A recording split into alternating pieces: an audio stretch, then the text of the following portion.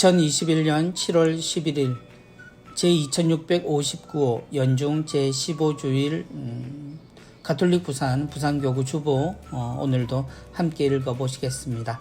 지난 한 주 잘 보내셨습니까? 7월이 시작되면서 비가 내리기 시작했습니다. 매일같이 내리는 비 그치지 않고 잠시 그친 후에도 이어서 내리는 비에 많은 이들이 걱정을 하고 또한 조심스러운 하루하루가 지나고 있습니다.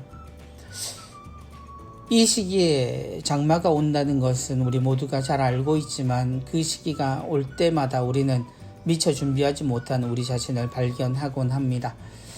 우리의 때가 언제일지 모르니 주님은 언제든 그날을 기다리라고 이야기하셨고 또한 당신의 제자들을 보내시며 언제나 그날을 기다리는 사람들에게 바로 기쁜 소식, 복음을 전하고 그들이 회개하여 하느님을 바라볼 수 있는 그런 시간을 주도록 노력하셨습니다. 그러한 시기를 생각하는 한 주간이 되시기 바랍니다. 이번 주 주보 사진으로 주보 읽기 시작합니다.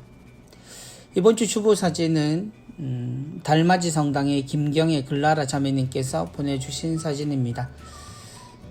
바다입니다.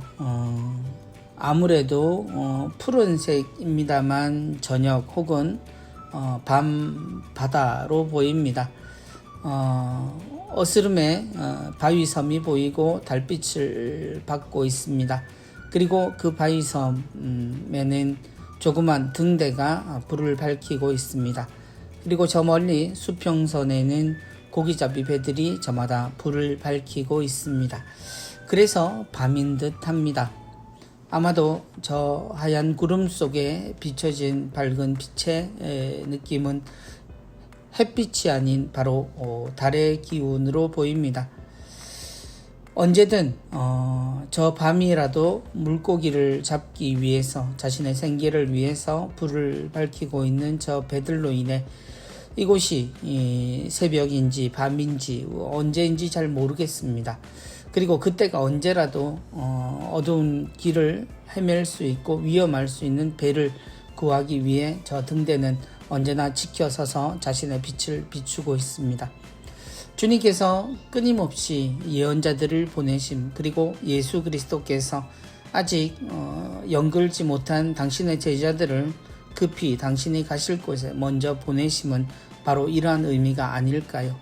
세상에 많은 사람이 하나님의 부르심을 받습니다. 그들이 자격으로 그리고 충분한 조건으로 불림을 받지 않는다는 사실은 바로 이런 하나님의 사랑을 드러내는 것이리라 생각합니다. 하나님의 도구로 쓰이기에 합당하지 않은 그러나 하나님을 바라보기에 다른 이들의 길도 밝혀줄 수 있는 그런 길을 예수님은 제자들을 통해 우리에게 주셨습니다. 그래서 우리의 하루는 언제나 하나님께서 비추시는 이런 밝은 시간과 같을 것 같습니다. 주님께서 주시는 말씀 잘 기억하고 한 주간 여러분의 삶을 잘 밝혀서 누구도 여러분들을 통해서 구원을 받을 수 있도록 그런 회개와 복음의 시간을 가득 채우시기 바랍니다. 이번 주 강론입니다. 회개하라고 선포하여라. 예수님께서 말씀하신 내용으로 시작되는 오늘 강론은 무고성당 주임으로 계시는 최재현 베드로 신부님의 말씀입니다. 신부님께서 들려주시는 예수님의 말씀 그리고 복음 전파의 사명 모두가 함께 들으시면 좋겠습니다. 우리는 긴 시간을 살아가면서 많은 것을 배우고 익힙니다. 그리고 아는 것이 많을수록 먹고 살아가는데 유리합니다. 하지만 내가 아는 것과 모르는 것의 양적인 차이를 비교한다면 모르는 것이 훨씬 더 많습니다. 특히 사람이 알지 못하는 것 중 중요한 한 가지는 나의 마지막 날이 언제인가 하는 것입니다. 그러니 깨어 있어라. 집주인이 언제 돌아올지 저녁일지 한밤중일지 닭이 울 때일지 새벽일지 너희가 모르기 때문이다. 라는 주님의 말씀은 겸허히 받아들여야 합니다. 그리고 나의 마지막 날이 언제인지를 모른다면 영혼 구원을 위한 노력과 회개는 어느 것보다 선행되어야 합니다.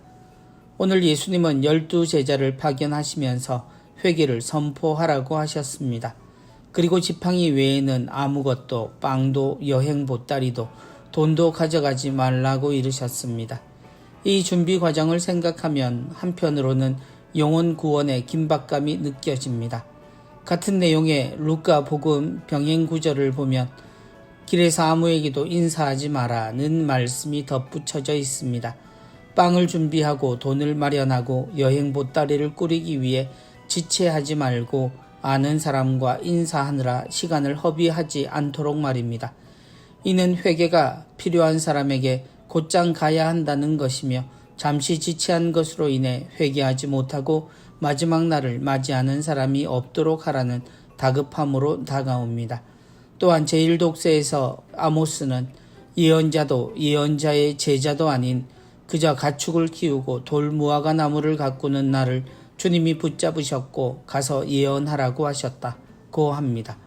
예언자도 예언자의 제자도 아닌 평범한 농부를 부르시어 회개를 선포하도록 하신 것은 신분과 능력의 많고 적음을 떠나 모두가 회개 선포의 주체이며 그만큼 회개가 촉박하고 긴급한 과제임을 알려주십니다. 나의 마지막 날은 아무도 모르니 영혼 구원을 위한 노력과 회개는 지금이어야 합니다. 그리고 회개를 선포하는 주체는 바로 나이며 동시에 회개의 대상 또한 나입니다. 주님 말씀이 나를 통해 주변에 전해지고 나 또한 회개로서 주님 앞에 기쁘게 설 수 있었으면 합니다. 나의 마지막 날은 아무도 모르니 영혼 구원을 위한 노력과 회개는 지금이어야 합니다. 두 가지 방향으로 신부님은 말씀해 주십니다. 곧 예수님의 사명을 받은 제자들에게 주어진 소명, 곧 사람들에게 회개할 수 있도록 지금 당장 그들에게 그 때를 놓치지 않도록 하라는 말씀과 또한 그런 예수님의 말씀을 들으며 우리의 때가 언제일지 모르니 우리는 모두 깨어서 주님의 말씀을 기다리고 우리의 방향을 하느님께로 향하는 회개의 삶을 살자라는 말씀일 겁니다. 우리 모두는 좋은 것을 잘 알지요. 그리고 누구나 선한 일을 해야 한다는 것도 압니다. 사랑도 어느 누구보다 익숙하게 잘 알고 있는 우리입니다. 그러나 그 시기를 우리는 언제나 늦추곤 하죠. 지금은 아니라고. 지금은 아니다라는 것에는 조금 더 절박한 이유들이 누구에게나 있습니다. 나도 좋은 것을 알지만 지금은 그럴 때가 아니다. 나의 삶은 힘겹고 지금은 일단 내가 먼저 살고 봐야 한다. 내가 나를 사랑해야 남들도 사랑할 수 있는 여유가 생기고 사랑한 기억이 또 사랑한 경험이 있어야 사랑할 수 있다라는 식의 이야기들은 우리에게 언제나 우리의 사랑을 늦추게 하고 우리가 하느님을 바라보는 그 시간을 계속 미루고 있게 만듭니다. 나의 마지막 날, 그 마지막 날 어쩌면 나에게 남아있는 희망조차 사라져버리고 그리고 이미 지나버린 시간 안에 갇혀 슬픔에 빠져드는 것은 우리가 생각하는 심판의 날 이전에 우리에게 다가올 공포와 또한 좌절의 순간이리라 생각합니다. 신부님의 말씀처럼 언제인지 모르니 지혜롭게 바로 지금 영혼 구원을 위한 노력과 회개를 하는 그러한 자세가 우리에겐 필요할 겁니다. 그리고 누군가에게 우리의 메시지가 얼마나 필요하고 시급할지 우리가 생각한다면 이 어려운 시기에 우리가 전하는 사랑의 메시지와 사랑의 실천이 어느 때보다 급하고 필요한 시기라는 것도 함께 느끼셨으면 좋겠습니다. 신부님 말씀 감사합니다. 이번 주 은전 한입입니다. 하느님의 사랑은 공짜입니다. 영문으로도 하느님의 사랑은 공짜입니다 라고 적혀 있습니다. 마치 동화집의 그림처럼 그림들이 그려져 있습니다. 오늘 캘리그라피는 덕계성당의 손보영 카타리나 자매님의 작품입니다. 해와 별, 달, 그리고 우산으로 표현된 비, 그리고 바람, 사랑, 무지개, 구름, 그리고 꽃, 나무. 하느님이 창조하신 세상의 가장 아름다운 것들이 모두 수놓아져 있습니다. 하느님의 사랑은 공짜입니다. 이 모든 것이 우리의 노력이 아닌 우리가 태어나고 우리가 살아가면서 언제나 바라보게 되고 맞이하게 되는 자연의 모습입니다. 누가 꾸민 것인지 언제 어느 때 저렇게 놓았는지 모르게 우리는 그렇게 놓여지고 피어나는, 그리고 우리를 찾아오는 그 계절과 그 시기에 맞는 모든 자연들을 그저 바라보며 느끼고 또한 이용하며 또 그 덕에 세상을 살아갑니다. 하느님의 사랑은 공짜입니다. 우리는 가끔 사랑을 노력해서 얻는 것으로 마치 시험을 쳐서 성적을 받아내는 것처럼 생각하기도 합니다. 또한 이 사랑이 우리가 하기에 너무나 벅차고 어려운 것이라고 표현하기도 합니다. 그러나 하나님께서 우리를 사랑하시는 것, 그것이 우리가 본받아야 하는 사랑의 원래 모습입니다. 하나님이 우리의 조건 혹은 우리의 모습을 보고 사랑을 베푸신다면 과연 우리 중 하나님의 사랑을 기꺼이 받을 수 있는 이들은 얼마나 될까요? 이런 어리석은 질문을 해보지만 이 질문은 언제나 우리에게 찾아오는 깨우침이 됩니다. 우리는 언제나 선하거나 악하거나 하느님께서 베푸시는 모든 것을 함께 누립니다. 이 같은 하느님의 사랑이 어떤 이에게는 오히려 불공평하다라고 말을 듣는 경우들도 있습니다.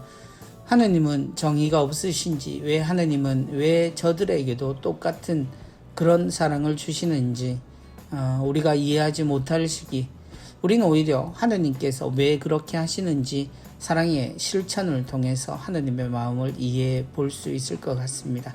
하느님의 사랑이 공짜이듯 우리가 베푸는 사랑 역시 공짜여야 합니다. 무상으로 베풀어지는 하느님, 그 하느님의 가장 큰 사랑은 아마 우리의 생명일 겁니다. 세상의 모든 생명을 위해 우리가 가진 가장 아름다운 모습들을 이 자연만큼 베풀 수 있는 하느님을 닮은 진정한 피조물이 될 수 있도록 노력했으면 합니다. 이번 주 부산 가톨릭 평화방송 내용입니다. 오늘의 강론은 화요일까지 최재현 신부님께서 강론 이어가시겠고요. 그리고 성가정 성당 보좌로 계시는 이형규 신부님께서 수요일부터 토요일까지 예수님이 전해주시는 말씀, 그리고 하느님의 말씀 우리에게 전해주시겠습니다. 세실리아의 달콤한 클래식입니다. 7월 11일 주일 밤 10시에서 11시의 순서에는 마이 뮤직 마이 스토리 여름 음악 특집으로 중앙성당 부주임으로 계시는 김창석 신부님 나오셔서 음악과 그리고 우리에게 말씀 전해 주시겠습니다. 사랑이 있는 세상은 월요일부터 금요일까지 11시에서 12시까지 찾아갑니다. 7월 13일 화요일 선남선녀에는 한국외방선교회 소속 김선원 신부님께서 오셔서 선교에 대한 이야기들, 그리고 신부님의 소중한 삶을 나누어 주실 겁니다. 언제나 부산 가톨릭 평화방송 우리 가까이에 있습니다. 라디오 방송을 통해서 함께 들으시고, 그리고 미처 듣지 못한 내용은 다시 듣기로, 그리고 유튜브 방송을 통해서도 영상으로도 만나보실 수 있는 많은 좋은 프로그램이 있습니다. 구독과 좋아요 그리고 알림 설정도 꼭 하시기 바랍니다.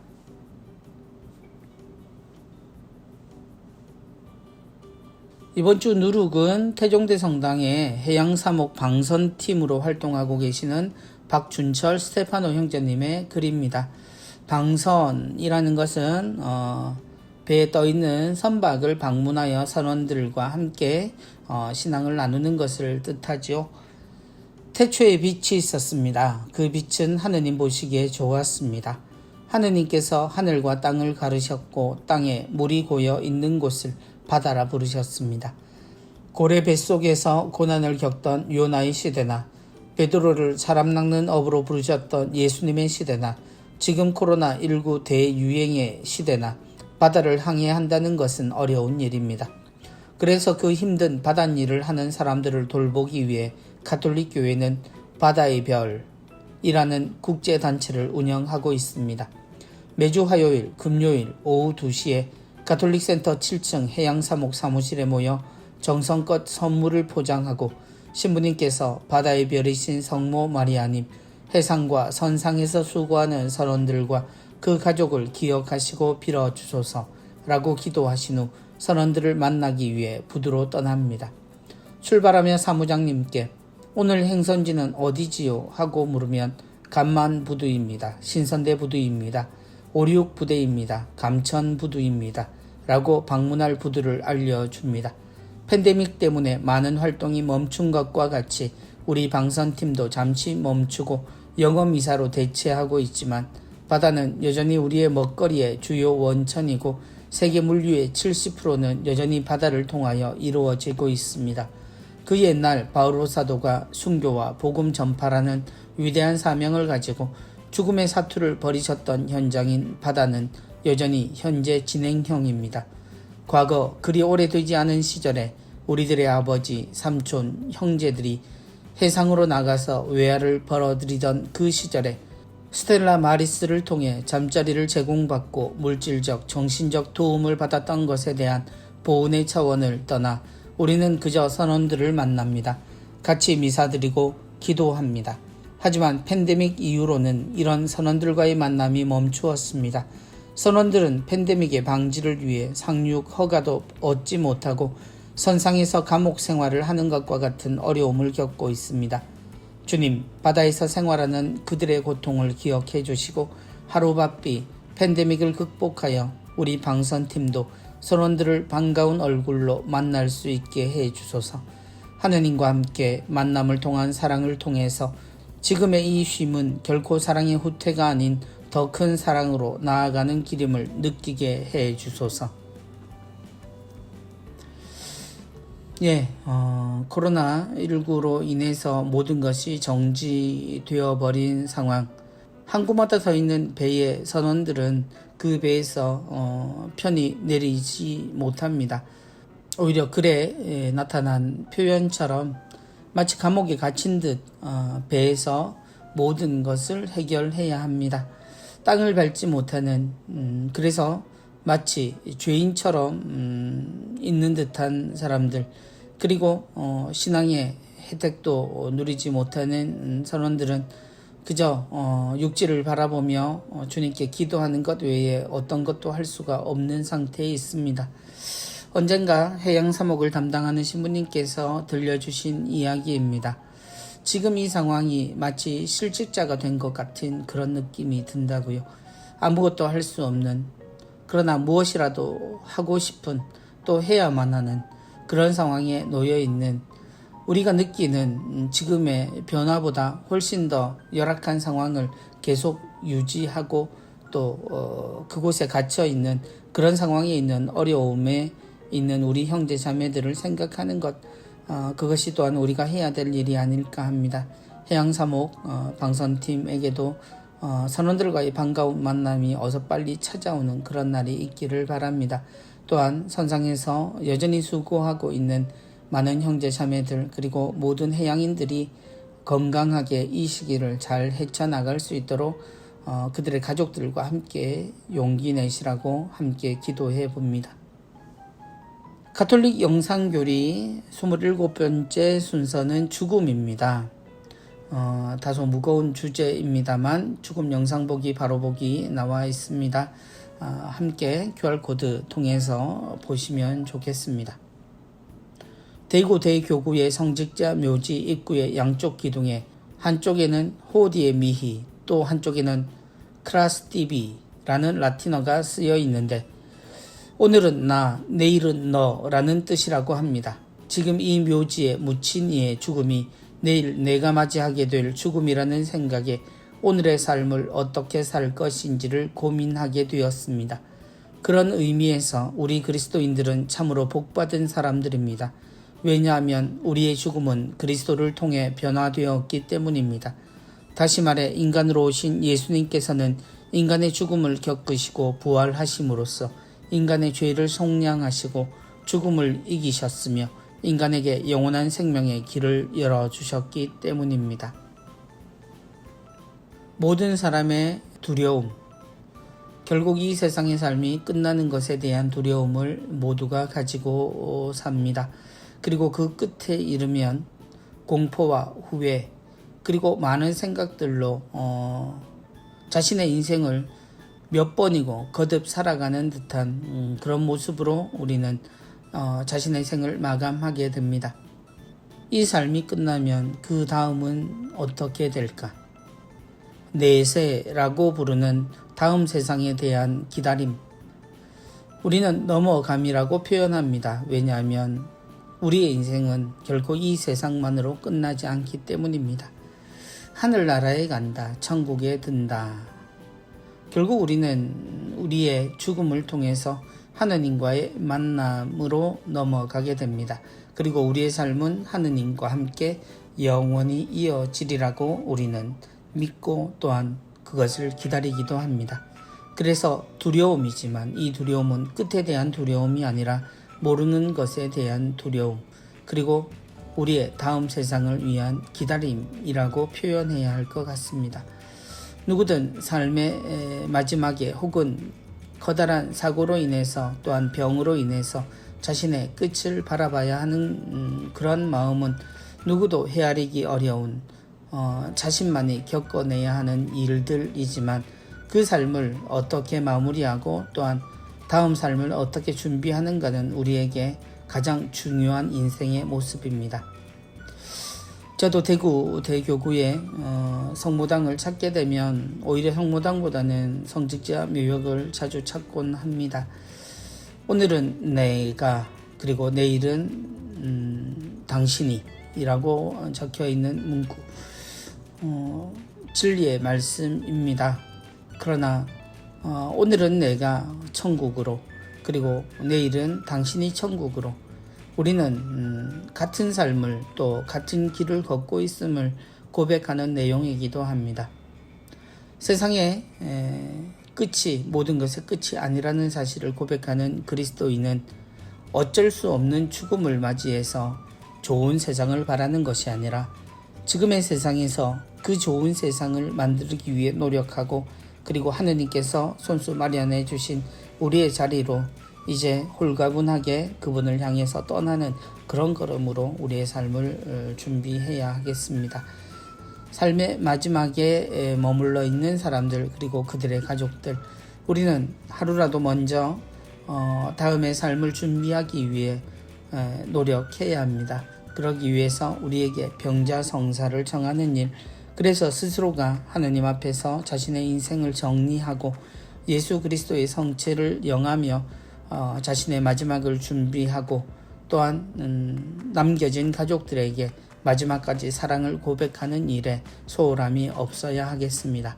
우리는 끝까지 사랑해야 하고 영원히 사랑해야 하는 사람임을 잊지 않으셨으면 좋겠습니다. 죽음 영상 모두 함께 보시고 우리의 삶을 다시 한번 묵상했으면 합니다.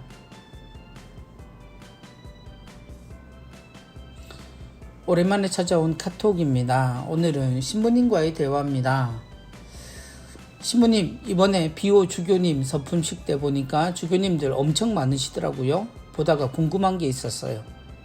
직접 봤으면 더 좋았을 텐데 코로나라 아쉽구나. 무엇이 궁금했을까? 주교님도 회사처럼 승진이 있어요? 보좌주교, 명의주교, 주교, 대주교, 명칭이 너무 많아요. 예수님께서 베드로를 뽑아 교회를 맡기셨는데 교황님은 이 베드로 사도의 후계자란다. 그렇다면 다른 주교님들은요? 보좌 주교님처럼 특정 교구를 교구장으로 책임지지 않은 주교님을 명의주교라 하는데, 이번에 서품을 받으신 비오 주교님은 벨레사사의 명의주교로 임명되셨지, 대교구의 주교님이나 교황청에 근무하는 주교님, 교황 대사님을 대주교라 하고, 너무 복잡한 것 같아요. 추기경님과 교황님도 넓은 의미의 주교님인데 교황님은 로마 대교구의 교구장 주교님이란다. 교회는 군대와 같은 상하 조직이 아니고 교황님을 중심으로 큰 원을 그리는 공동체라 볼 수 있지. 마지막에 고마워요 라는 이모티콘 나와 있습니다. 비오 주교님의 서품식이 있었습니다. 전국의 많은 주교님들이 그 자리에 함께 참석하셨고요. 동창 신부님들과 함께 입당하셨던 주교님께서는 사폼을 받으시고 이웃 주교님이신 대구 대교구 주교님과 마산교구 주교님 사이에 서 계셨지요.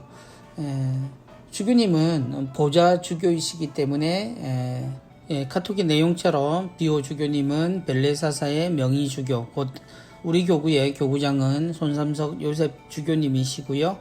부산교구의 보좌 주교로 임명되셨기 때문에 명의 주교, 곧 주교님께서 다스리는 교구로 벨레사사라는 곳에 주교님으로 동시에 임명이 되신 겁니다. 교황님, 추기경님, 그리고 대주교님, 주교님 모두가 예수님의 12제자를 이어받은 주교단입니다. 그래서 교황님도 당신을 표현하실 때 로마의 주교 프란치스코라고 표현을 하시곤 하죠. 우리가 추기경님이라고 부르는 모든 분들은 교황님의 일을 보좌하시고 또 참모 역할을 하시는 분들입니다. 현재는 모두 주교님들이시지요. 그리고 교황청에 근무하시는 장관 주교님들, 그리고 교황대사님들과 같은 분들을 대주교라고 하고요. 그래서 많이 어렵게 들리시겠지만 이 모든 것이 주교단으로 보시면 됩니다. 그래서 주교님들은 서로를 형제라고 부르시고요. 주교님들이 신부님들을 부르실 때는 나의 아들하고 이렇게 표현하십니다. 성직은 굉장히 복잡한 듯 느껴지지만 사실은 성직자는 부재, 그리고 사제, 그리고 주교 이렇게 세 단계의 품위가 있다는 것 알아두시면 좋겠습니다. 우리에게 이제 세 분의 주교님이 또다시 부산교구에 계십니다. 주교님들을 위해서 더 많이 기도해 주시고 또 주교님의 가르침에 모두가 일치하는 우리 교구가 되었으면 좋겠습니다. 한마음 한몸입니다. 이번 주 한마음 한몸 사회사목국에서 전해주시는 사연에 모두 귀 기울이고 마음을 함께 나누기를 바랍니다. 아버지가 깨어나기만 간절히 바랐던 5년. 초등학교 5학년이었던 승우에게 아버지는 곁에 있어도 늘 그리운 존재였습니다. 건설 현장에서의 추락사고로 아버지는 장기간 혼수 상태에 있었습니다. 지적장애를 앓는 어머니와 누나와 함께 어려운 가정 형편 속에서 살아야 했던 승우에게 아버지의 사고는 온 가족을 뒤흔들어 놓는 최대 위기였습니다. 이대로 깨어나지 못할 수도 있다는 깊은 절망으로 체념하려 할 때 아버지는 기적적으로 깨어났습니다. 5년 만에. 모든 일이 잘 될 것 같았지만 또 다른 고통의 시작임을 그때는 몰랐습니다. 의식은 돌아왔으나 뇌 손상으로 인해 자기 뜻대로 몸을 움직이지 못하는 아버지는 점점 예민해지시더니 급기야 폭력적으로 변하기 시작했습니다. 견디다 못한 어머니는 3년 전에 집을 나가버렸고 돌봄이 필요한 누나는 장애인 생활시설에 보내져야 했습니다. 승우 곁에는 편찮으신 아버지만 남게 되었습니다. 승우는 학업 중에도 틈틈이 아르바이트를 하며 생계를 책임져야 했습니다. 산재연금을 받고 있어 의료급여 혜택을 받지 못하는 상황에서 한 달에 수십만 원이 넘게 드는 의료비를 연금만으로 감당하기에는 벅찼기 때문입니다. 평생 누군가의 도움이 필요한 아버지를 끝까지 책임져야 하는 승우는 사실 너무 지치고 힘이 듭니다. 기댈 곳도 도망칠 곳도 없는 지금의 상황이 앞으로도 계속 이어질 거란 생각에 막막하기만 합니다. 승우가 성장기에 겪어야 했던 아버지의 사고, 가족과의 헤어짐, 경제적 어려움은 그의 삶을 송두리째 바꾸어 놓았습니다. 하지만 평범하지 못한 여건에도 일과 공부를 병행하며 열심히 살았습니다. 학업 성적이 우수했던 승우는 오래전부터 바랐던 꿈이 있었지만 직면한 현실 앞에서 자신의 꿈을 이룰 수 있는 대학교와 학과를 포기하고 학비가 적게 드는 국립대와 취직이 잘 되는 학과를 지망해야 했기에 어쩔 수 없이 내년을 기약해야만 했습니다. 올해 20살이 된 승우는 또 이렇게 남들보다 뒤처진 것은 아닐까, 하루하루 쫓기는 기분이라고 가슴 깊이 억눌린 부담감을 토로합니다. 성장기에 겪은 여러 가지 힘든 상황에서도 묵묵히 견디며 생계를 위해 쉼없이 달려왔던 승우가 올 한 해만큼은 마음 편하게 학업에 정진할 수 있었으면 하는 소망을 품어봅니다. 불우한 환경 속에서도 선한 성품을 지니고 바르게 성장한 20살 승우에게 교우 여러분의 격려와 응원을 부탁드립니다. 여러분의 따뜻한 사랑이 손길 기다리고 있습니다. 천주교 부산교구 계좌 두 곳으로 여러분의 사랑 보내주시면 좋겠습니다. 어떤 이에겐 불행은 한꺼번에 찾아온다고 합니다. 사연에 소개되는 승우, 이제 20살 청년이 되었습니다만 초등학교 5학년이었던 그때 아버지에게 온 시련, 그러나 승우의 가정은 그 이전에도 아버지에게 아주 커다란 짐이 주어졌던, 그리고 그 고단함을 지니고 사셨던 그런 가정이었을 겁니다. 어떤 이에게 집안에 있는 어려움은 그냥 처음부터 그랬다면 그것이 그렇게 우리가 생각하는 고통과는 다른 모습일 겁니다. 그러나 그 상황이 더욱더 무너지고 좌절하게 되면 그 속을 살아가던 이들은 다른 사람들과는 다른 수준의 고통을 겪게 되지요. 모든 것을 고스란히 책임을 져야 하는, 그리고 아무런 힘이 없어서 책임을 질 수 없음에도 불구하고 책임이 지워지는 상황이 승우에게 주어졌습니다. 아버지 의식을 찾으신 것을 기뻐하기에도 잠시 어머니가 밖을 나가시게 되는 그런 일들, 그리고 다시 회복될 수 없는 가정, 그 가정의 모든 것을 앞으로 승우는 더욱더 스스로가 책임져야 함을 느끼고 있을 겁니다. 이 승우에게, 아니 승우 씨에게 우리의 사랑이 전해진다는 것은 단순히 물적인 도움만을 말하지는 않을 겁니다. 용기를 준다는 것, 그것은 이 삶을 지탱해 나갈 그런 시간을 벌어주는 것과 같을 거라고 생각합니다. 우리의 도움이 크지 않더라도 한 사람의 가정과 인생에서 가장 필요한 시점에 도움이 된다면 그것만으로도 우리는 하느님의 사랑을 충분히 표현하고 또한 실천하는 하늘나라의 덕을 쌓는 일일 겁니다.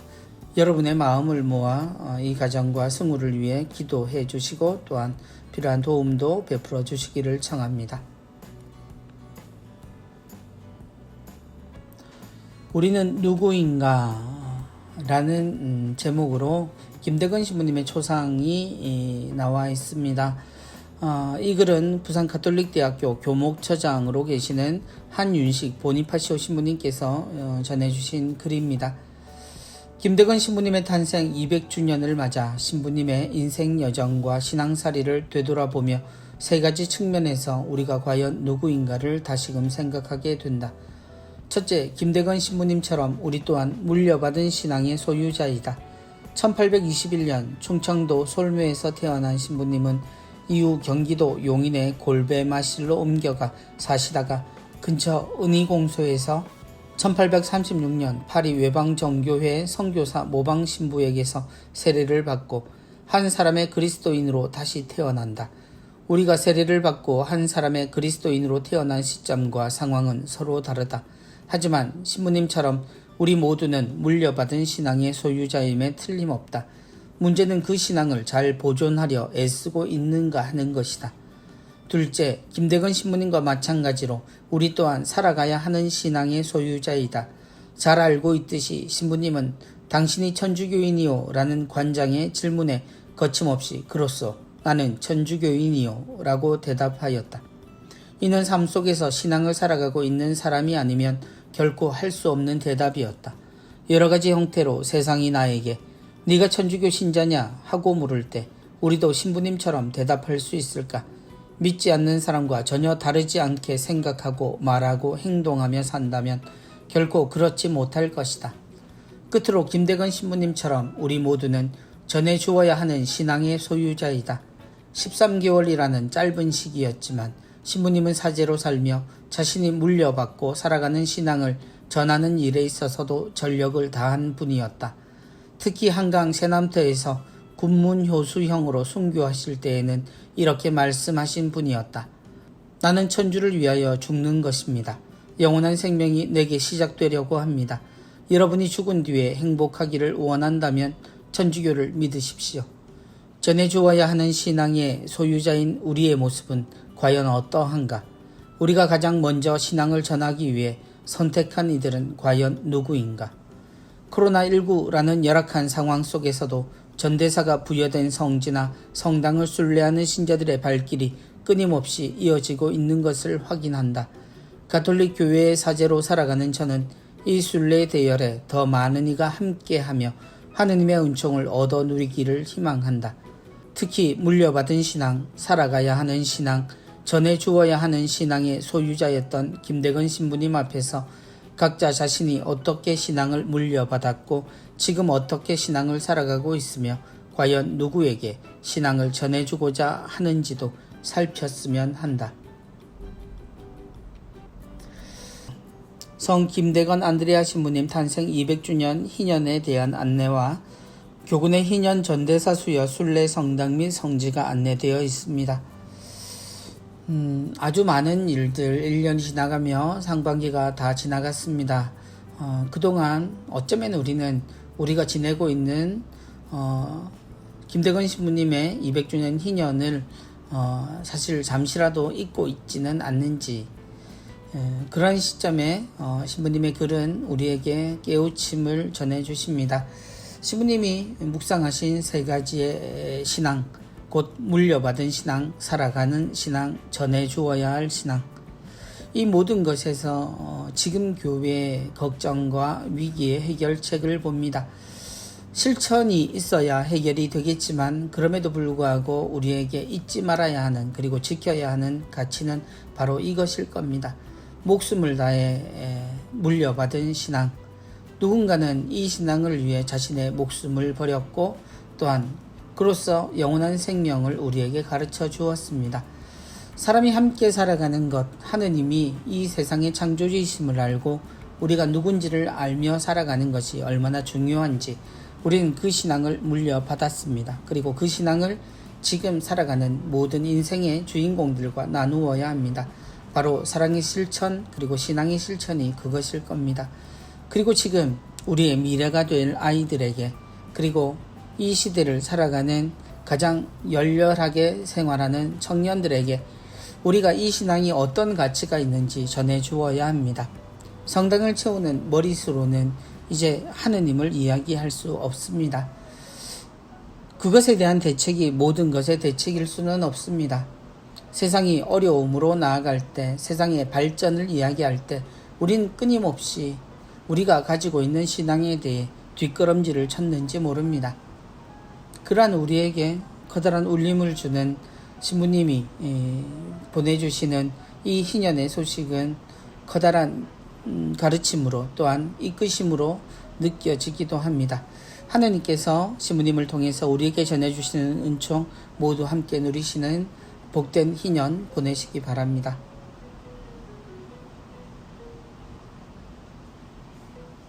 주일의 성구 암송하고 실천하기 내용입니다. 이번 주는 마르코복음 6장 7절의 내용입니다. 예수님께서 12제자를 부르시어 더러운 영들에 대한 고난을 주시고 둘씩 짝지어 파견하기 시작하셨다. 예수님께서 12제자를 부르시어 더러운 영들에 대한 고난을 주시고 둘씩 짝지어 파견하기 시작하셨다. 12제자의 파견, 이 파견은 예수님의 순환 사건 이전입니다. 또한 부활도 그래서 우리는 체험하지 못한 상태였죠. 예수님은 당신의 12제자에게 당신이 가실 곳에 먼저 그들을 보내십니다. 그리고 그들에게 모두 더러운 영들에 대한 고난을 주시지요. 더러운 영들에 대한 고난이란 단순히 마귀 쫓음만을 말하지는 않을 겁니다. 사람들이 하느님을 향할 수 있도록 사람들을 인도하고 하느님이 함께 계심을 알려주라는 예수님의 당부, 그 중에 중심이 되는 것이 바로 그들을 악에서 구하는 일이었을 겁니다. 예수님이 우리에게 오셔서 알려주려고 하셨던 것, 우리는 예수님을 떠올리며 수많은 기적들 그리고 아주 중요한 가르침들을 기억하지만 실제 예수님은 당신의 모든 삶을 통해서 하느님께서 우리와 함께 계시고 우리는 여전히 하느님의 사랑받는 자녀임을 알게 하셨습니다. 바로 그런 예수님의 말씀, 예수님의 삶, 그리고 우리가 확인한 그 확신의 순환과 부활의 사건을 통해 우리는 하느님을 이해하고 살아가게 됩니다. 지금 하느님과 함께 사는 우리, 예수님이 보내셨던 그 12제자의 사명을 우리 모두는 함께 누리고 또한 받고 살아갑니다. 우리의 삶에서 이 말씀을 얼마나 실천하는지 함께 생각하면 좋겠습니다. 예수님께서 12제자를 부르시어 더러운 영들에 대한 권한을 주시고 둘씩 짝지어 파견하기 시작하셨다.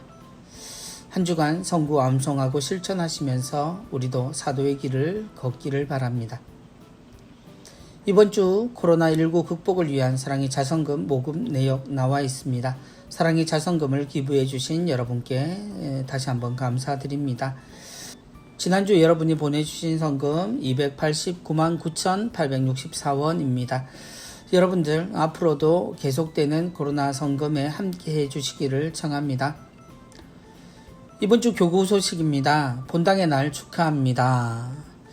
6월 26일 성바오로 성당이 본당의 날을 맞이하셨습니다. 본당 설립 35주년을 맞이하셨고요. 기념 음악회를 하셨다고 하네요. 축하드립니다. 그리고 양산성당은 6월 27일 주일에 또 본당의 날 행사를 하셨습니다.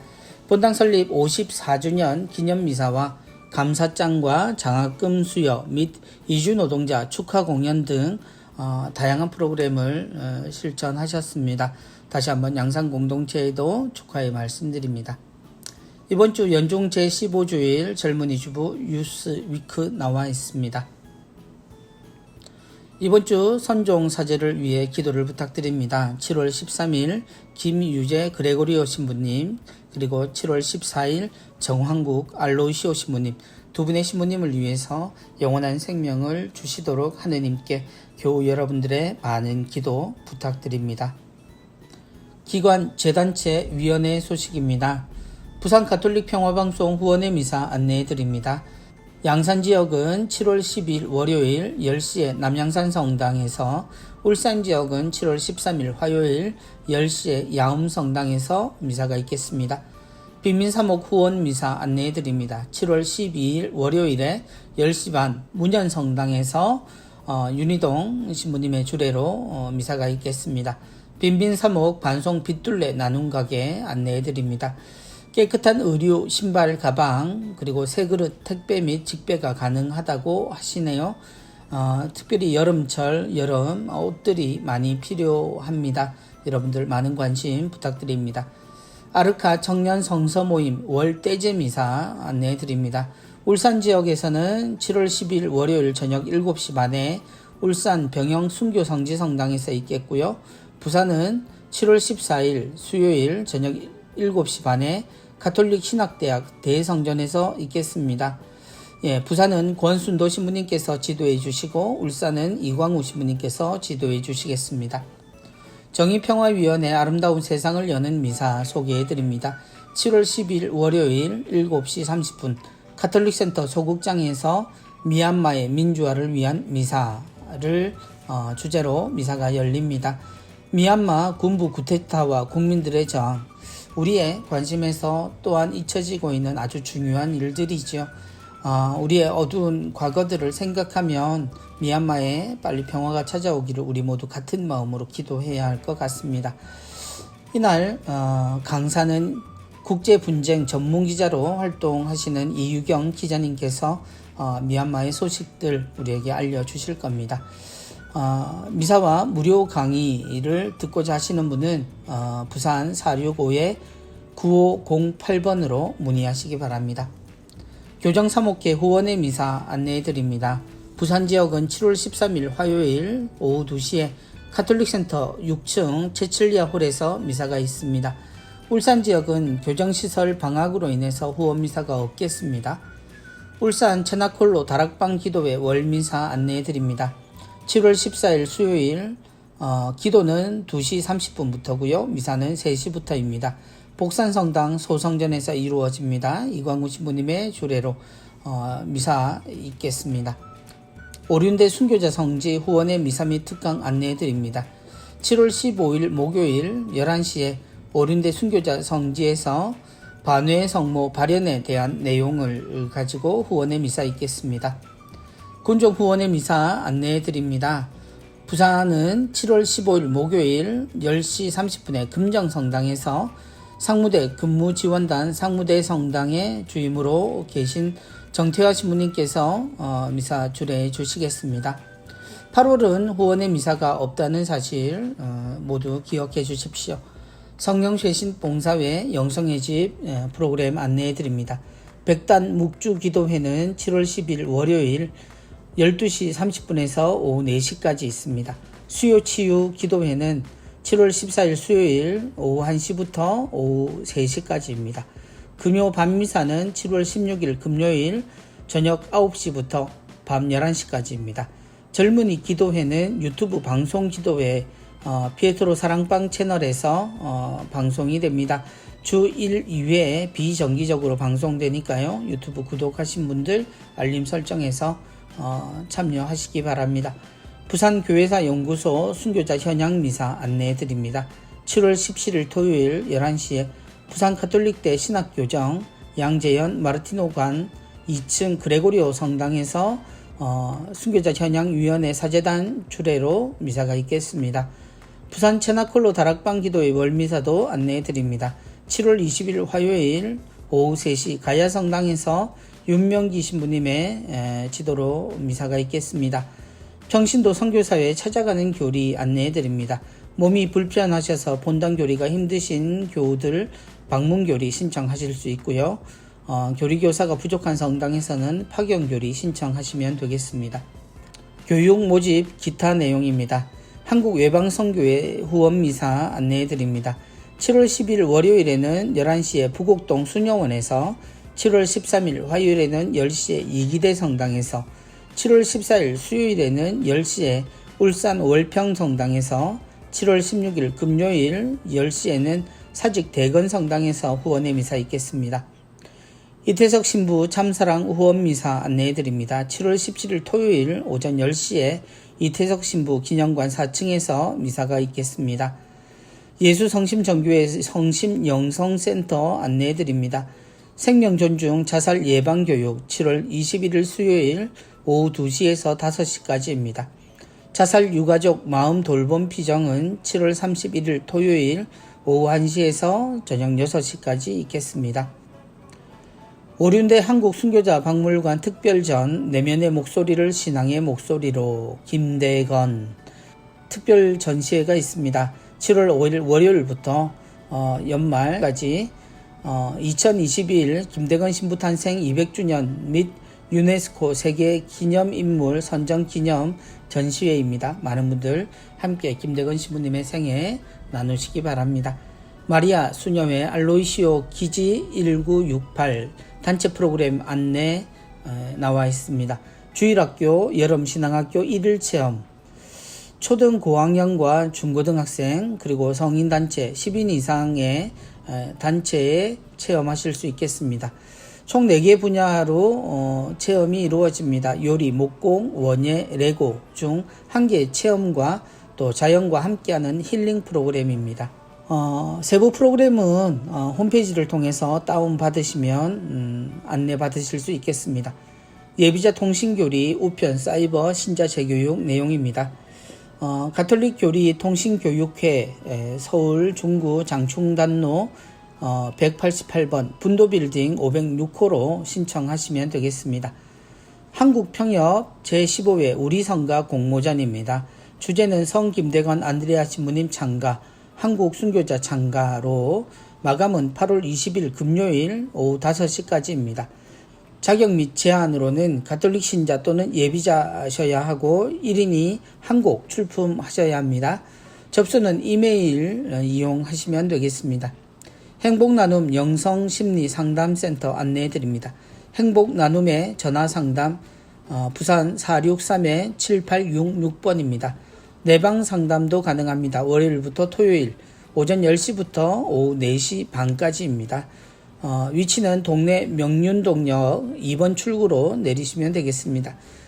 신자 비신자 타 종교인 및 지역민 어떤 분이든 상담 가능합니다. 토요일은 10시부터 4시 반까지 청소년 상담 및 일반 성인 상담을 해주십니다. 조옥진 신부님께서 영성심리 상담 및 고해식 상담을 해주시고요. 또 성직자 및 수도자 예약 상담도 받으신다고 하네요. 운영하시는 분은 김정혜 회장님과 전문 상담사 및 조옥진 신부님께서 맡아주고 계십니다. 돈보스코 직업전문학교 훈련생을 모집합니다. 8월 23일부터 22년 3월까지입니다. 대상은 만 15세 이상의 남자분으로요. 기계 가공과 캐드 그리고 캠 관련 내용 수강하실 수 있겠습니다. 교육비 기숙사 무료고요. 수당도 지급해드린다고 합니다. 이번 주 수도회 성소 모임 및 피정 안내해드립니다. 이번 주는 천주의 요한 의료봉사 수도회입니다. 장소는 서울 개화동 수도원에서 7월 17일 토요일 오후 2시에 모임이 있겠습니다. 이번 주 주보도 모두 함께 보셨습니다. 7월이 되면서 여름이 깊어지고 장마로 우리 모두가 자칫 우울해질 수 있는 시간들이 찾아왔습니다. 그러나 이 여름에 힘들고 어려운 시기, 기후마저 우리를 어둡게 만드는 시기이지만 우리가 이 세상에 하느님의 말씀을 전하고 우리의 삶을 통해 세상을 밝혀야 할 복음 전파의 의무가 우리 모두에게 주어져 있음을 복음은 우리에게 알려주고 있습니다. 예수님께서 이 세상에 모든 이에게 희망을 주시고자 부족한 제자들임에도 불구하고 그들을 보내서 하느님의 온전한 사랑을 모두 전할 수 있도록 가능하게 하셨습니다. 주님의 급한 마음 그리고 소중한 그분의 뜻을 우리의 부족한 삶으로도 충분히 전해줄 수 있다라는 그런 희망으로 일주일을 가득 채우시면 좋겠습니다. 김대건 신부님에 대한 글도 다시 한번 읽어보셨으면 좋겠고요. 물려받은 신앙 그리고 살아가는 신앙 그리고 전해주어야 할 신앙 모든 것에서 충실한 그리스도인으로 한 주간 또 지내시기 바랍니다. 그럼 다음 주에 뵙겠습니다. 안녕히 계십시오. 고맙습니다.